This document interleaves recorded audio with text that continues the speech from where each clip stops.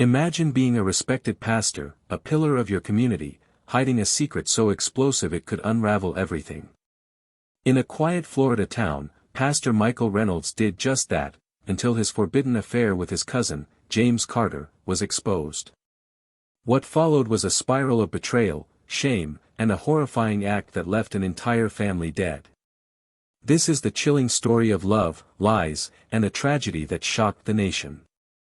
Stick with me as we uncover the truth behind this devastating case. Before we dive in, hit that subscribe button and ring the bell so you never miss a deep dive into stories like this one. If true crime is your thing, join our community of subscribers who unravel mysteries with me every week.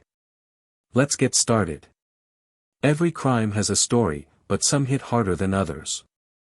This case isn't just about a murder, it's about the weight of secrets, the pressure of living a double life, and the devastating consequences when those worlds collide.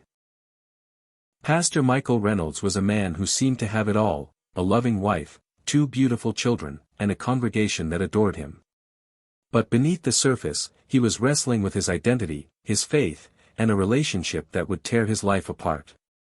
As we walk through this story, I want you to think about the masks we all wear and what happens when they're ripped away. This isn't just a crime, it's a tragedy born from fear, love, and desperation. Let's dive into the chapters of this heartbreaking case. In the sun-drenched town of Clearwater, Florida, where palm trees sway against blue skies and the Gulf breeze carries the scent of saltwater, Pastor Michael Reynolds was a local legend. At 42 years old, Michael was the heart of Grace Community Church, a quaint sanctuary on Oak Avenue. The church was simple, a white building with a steeple, surrounded by lawns where families gathered. But under Michael's leadership, it thrived with about 300 loyal members. People came from nearby towns to hear him, drawn by his warm presence and ability to make scriptures feel real. Michael had a voice like honey, smooth and reassuring, with eyes that connected deeply. His sermons were inspiring. In his 2019 Easter message, Rising from the Ashes, he'd lean forward and say, "We all carry burdens that bury us, but even in the darkest tomb, light finds a way." The crowd would respond with amens and tears. One widow, Margaret Ellis, said his words helped her through loss. He wasn't just preaching, he was healing. Born June 15, 1980, in Tampa, Michael grew up in a strict Baptist family. His father, Robert, a deacon and mechanic, emphasized duty. His mother, Elaine, was kind, singing hymns while volunteering. Their home was modest, with Bible studies routine. As a boy, Michael was sensitive, drawing or reading poetry. He felt different, attractions he couldn't explain, seen as sinful. He prayed to be fixed, hiding everything. He immersed in faith, becoming an altar boy at 10 and youth leader at 15. His parents saw his calling. In high school at Clearwater High, he captained football, graduated valedictorian in 1998. But turmoil grew, praying at night to change. He dated girls awkwardly, always pulling away. He was the golden boy. College at Florida Baptist University brought brief freedom. He explored feelings secretly but fear prevailed. He graduated top in 2002, met Sarah Thompson at a retreat. Sarah, kind and faithful, seemed perfect. They married that year in Tampa, with 200 guests. By 2010, Michael led Grace Community Church after assistant roles. With Sarah, a 40-year-old teacher at Clearwater Elementary, they had Emily, 12, artistic like her mom, and Noah, 8, energetic like his dad. Their Maple Street home was cozy, with a porch and lasagna scents. Weekends meant barbecues, studies, beach trips where Michael built sandcastles. His sermons focused on conflict, redemption, forgiveness. Parishioners like Tom and Lisa Grant felt them personal. Michael organized food drives, counseled teens, started addiction groups. His empathy came from hidden battles. Then James Carter, his 38-year-old cousin, returned. James, artistic and openly gay, moved from Miami after a breakup in 2020, renting near the church. Cousins close growing up, fishing, stories, reconnected. Coffee, walks, James became a confidant. Michael lingered on James's laugh, stirring suppressed feelings. James sensed it but was careful in conservative Clearwater. Church member Linda Harris, 55, retiree and busybody, noticed them together often. "Something's off," she'd say. Her suspicions were the first signs of trouble. Michael's life was a tower of faith, family, facade. But such towers crumble. By early 2021, the bond between Pastor Michael Reynolds and his cousin James Carter had deepened in ways neither could have predicted. What began as innocent family reconnections, casual coffee meetups at the local diner on Main Street, where they'd sip lattes and reminisce about childhood summers, quickly evolved into something more intimate. James's apartment, a cozy one-bedroom on Elm Street with walls adorned in vibrant abstract paintings from his Miami days, became their private sanctuary. Late-night conversations stretched into the wee hours, the dim glow of a single lamp casting shadows as Michael finally opened up about the secret he'd carried for decades. For the first time in his life, Michael confided in someone about his struggles with his sexuality. "I've always felt this way," he'd whisper, his voice trembling, "but my faith, my family, it's like I'm trapped in a cage I built myself." James, with his empathetic nature honed from years of navigating his own coming-out journey, listened without judgment. He shared stories of his life in Miami, the freedom of living openly, the pain of rejection from conservative relatives, the joy of authentic love. James offered Michael a safe space, a place where the pastor didn't have to perform, where he could shed the weight of his public persona. It was liberating for Michael, like breathing fresh air after years underwater. But that freedom came with a heavy price, one that would soon demand payment. As spring turned to summer in 2021, their relationship crossed an irreversible line. It started subtly, a lingering touch during a walk along the Clearwater Beach Pier, the salty sea air mixing with the electric tension between them.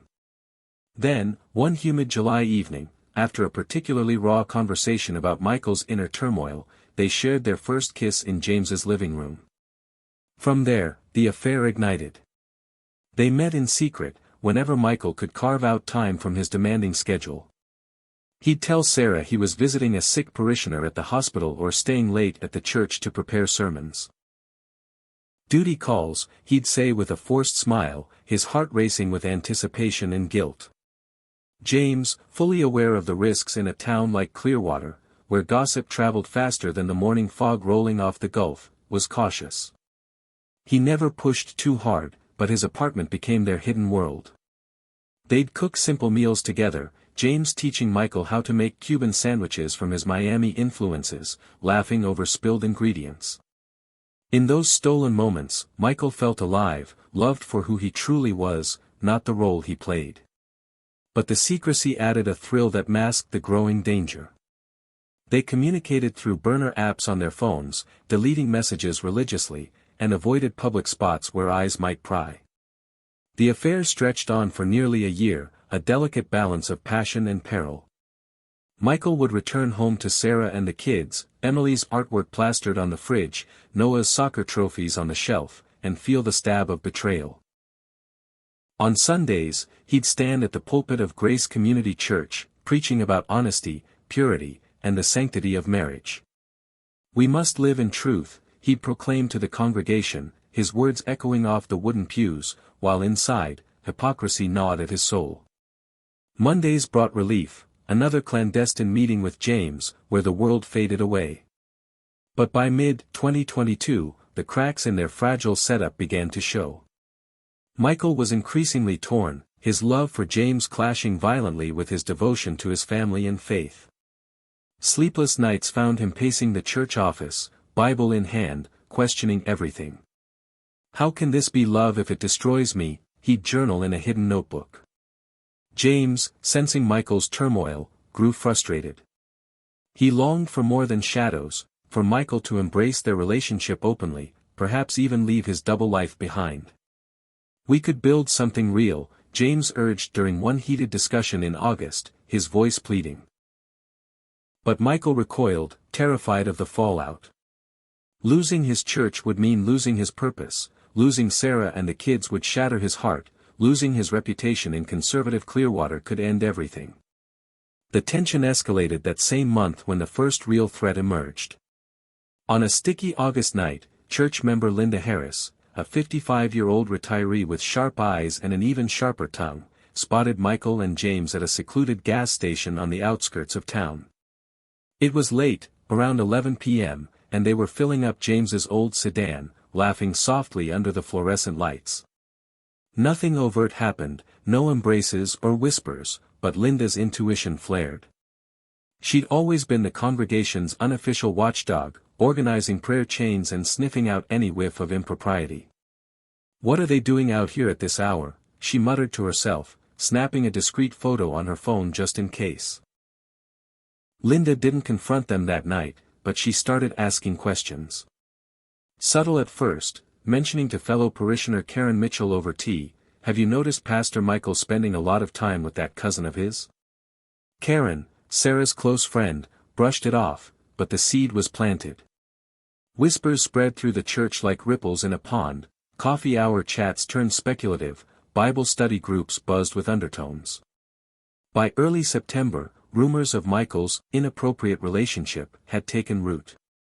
Anonymous notes appeared in the church suggestion box, questioning the pastor's late nights. The congregation, once unified in adoration, began fracturing, some defending Michael fiercely, others eyeing him with suspicion during services. Michael and James felt the noose tightening.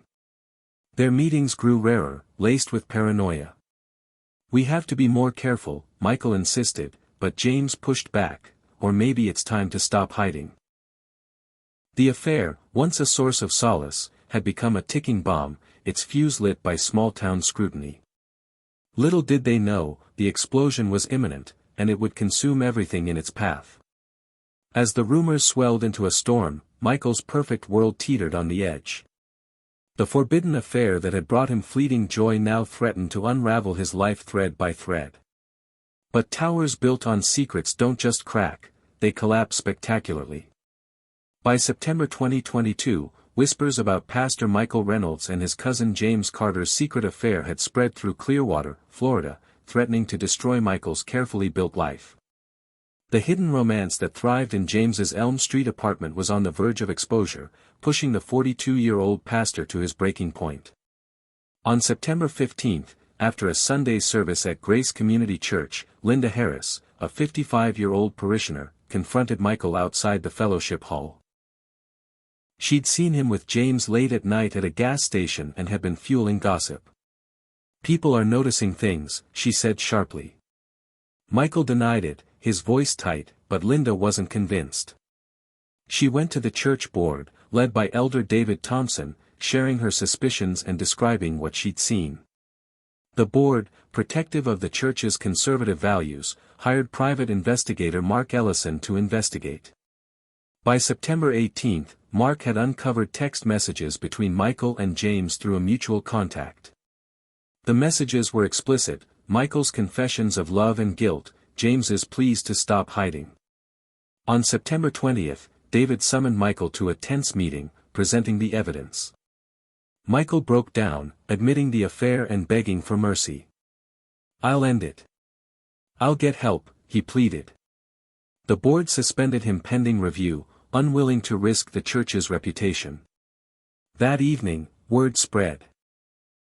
Karen Mitchell, Sarah's friend, told her about the scandal at their Maple Street home. Sarah confronted Michael, demanding, "Is it true?"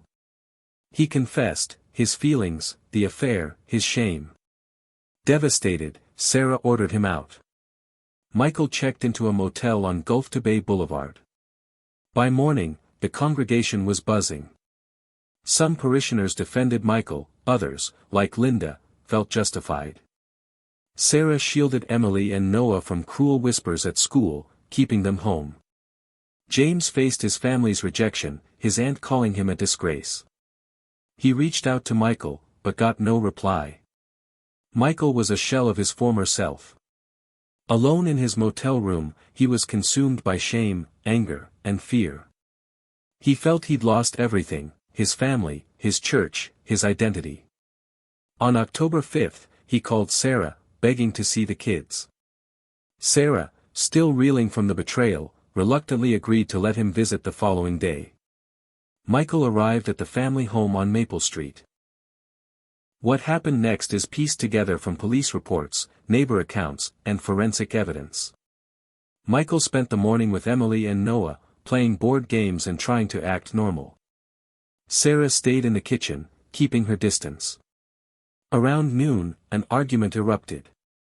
Sarah told Michael she was filing for divorce and seeking full custody of the children. Michael, already unraveling, snapped. In a fit of rage and desperation, Michael grabbed a kitchen knife. He stabbed Sarah multiple times, killing her instantly. Emily, hearing her mother's screams, ran into the kitchen and tried to intervene. Michael turned on his daughter, fatally wounding her. Noah, terrified, hid in his room, but Michael found him and killed him too. The entire attack lasted less than 10 minutes. Afterward, Michael sat in the living room, covered in blood, until a neighbor, alarmed by the noise, called 911. Police arrived at 1:15 p.m. and found Michael unresponsive, still clutching the knife. He was arrested without resistance.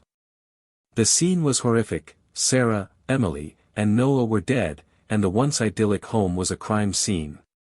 The community was in shock, unable to reconcile the pastor they'd loved with the man who'd committed such a heinous act. Michael was charged with 3 counts of first-degree murder. His trial, which began in March 2023, was a media circus. Prosecutors painted Michael as a hypocrite who killed to silence his shame, while his defense argued he'd suffered a mental breakdown triggered by the exposure of his affair and the loss of his identity. A psychiatrist testified that Michael was in a dissociative state during the murders, overwhelmed by years of repressed trauma and societal pressure. James Carter testified, tearfully recounting their relationship and Michael's internal struggle.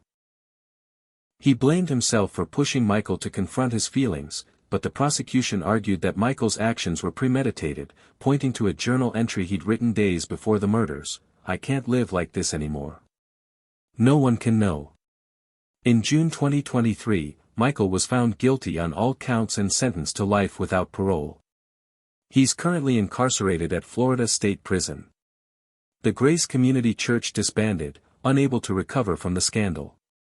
James moved back to Miami, haunted by the tragedy. Clearwater residents still grapple with the loss of a family and the betrayal of a man of God.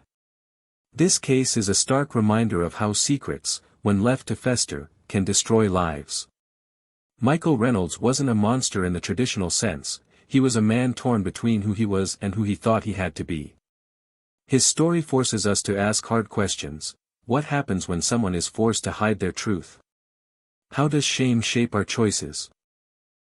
And what could have been different if Michael had found acceptance instead of judgment? Sarah, Emily, and Noah deserved better. Their lives were cut short by a man who couldn't reconcile his faith with his heart. As we reflect on this tragedy, let's remember the victims and the ripple effects of intolerance. This isn't just a story about a crime, it's a story about the human cost of living a lie. Now, I want to hear from you. What do you think drove Michael to this breaking point? Was it the pressure of his double life, the betrayal of his affair, or something deeper? And how can we, as a society, better support people struggling with their identity to prevent tragedies like this? Drop your thoughts in the comments below. I read every single one, and I'd love to know what you think. Thank you for spending time with me unraveling this heartbreaking story. If you found this deep dive compelling, give this video a thumbs up and share it with someone who loves true crime as much as you do. Don't forget to subscribe and hit the bell so you're notified when I drop my next case. Until next time, stay curious, stay safe, and I'll see you in the comments.